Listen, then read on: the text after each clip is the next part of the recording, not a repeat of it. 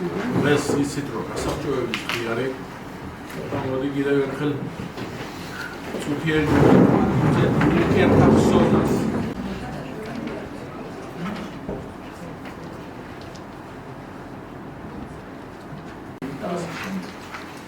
ვინც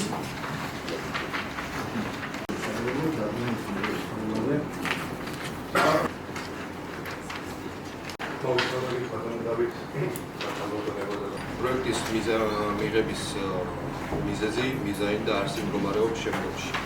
საგანგებო მართვის გეგმა არის წინასწარი დაგეგმვის დოკუმენტი, რომლის ძირითადი ფაზების საგანგებო სიტუაციების პრევენცია, საგანგებო სიტუაციების საგანგებო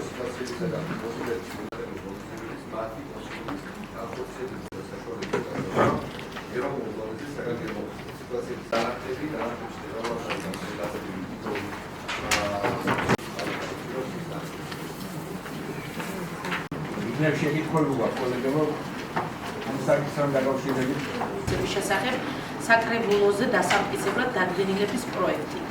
ადგილობრივ დონეზე საგანგებო სიტუაციების მიტიგაციის მათზე მზადყოფებს. პროექტი განსაზღვრულია ოზურგეთის მუნიციპალიტეტის ტერიტორიაზე. ხვილისა და დამტკიცების მიზნით დადებითი გადაწყვეტილება აქვს.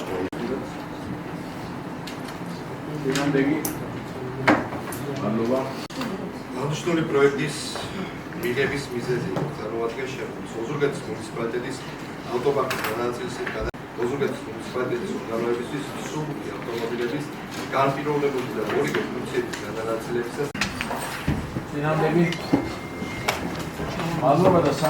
დღეს წარმოდგენილი პროექტი საგანგებო მდგომარეობასთან დაკავშირებით განსაზღვრავს კონკრეტულად და დეტალურად იმ სამსახურების ჩართულობას, რომელიც აუცილებელია მსგავს ვითარებებში, მისი შესაბამისი ტექნიკით და შესაბამისი ფუნქცია-მოვალეობის გადანაწილებით.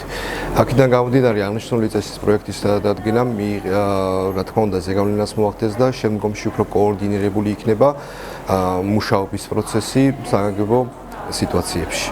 შეეხება უშუალოდ ავტოპარკის წესთან დაკავშირებით ოზურგეთის მუნიციპალიტეტში არ იყო დღემდე დადგენილი შესაბამისი წესი, რომელიც საქართველოს მთავრობის 2014 წლის 121 დადგენილება ითვალისწინებდა. დღეის მდგომარეობით აღნიშნული წესი უკვე დამტკიცდა საკრებულოზე. აქედან გამომდინარე, ის კლასები, რომელიც დადგენილი არის უკვე დამტკიცებული ავტოპარკის წესის მიხედვით განსაზღვრავს უშუალოდ რა კლასის ავტომობილები უნდა იყოს იმ ტექნიკური მახასიათებლებით გამომდინარე, რომელიც წარმოდგენილი იყო დამატებითი ცხილების სახით. შესაბამისად ავტოპარკის წესი განსაზღვრავს უშუალოდ განპირობებული ავტომობილების ვის უნდა ეკუთვნოდეს სამორიგეო ავტომობილების ფუნქცია-მოვალეობის დატვირთვის შესახებ და შესაბამისად აღნიშნული წესი, აღნიშნული კანონპროექტი დაარეგულირებს მერიის ბალანსზე არსებული ავტომობილების განსაზღვრის წესს.